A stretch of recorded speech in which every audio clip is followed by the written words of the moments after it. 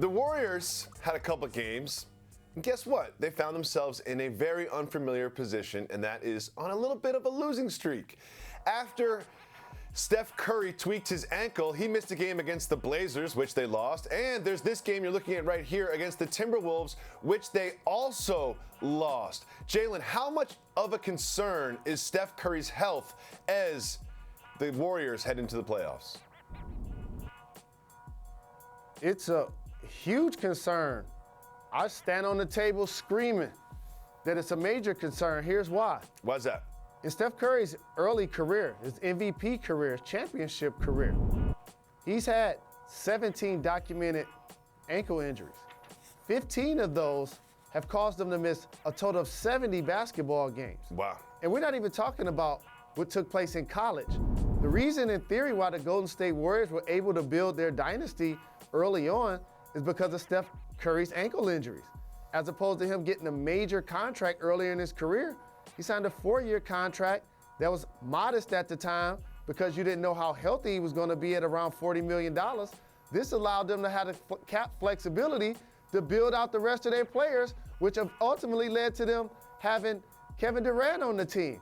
So yes, if he's not fully ready to go, and the Houston Rockets have clearly improved their basketball team, that's a major concern for a team that's already thin up front other than Draymond Green and Kevin Durant playing quality minutes. And you mentioned it, is the ankle injuries of Steph Curry giveth and taketh away.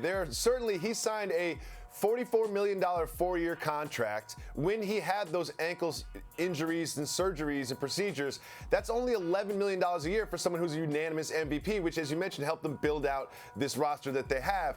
But Jalen, if you look at his long history of ankle injuries, it seems like every single season he's got one or two, and usually it's always the right ankle. As someone who played as long as you did in the NBA, is this just regular wear and tear, or is there something about Steph Curry's body or the way that he plays that makes him susceptible to extra ankle injuries?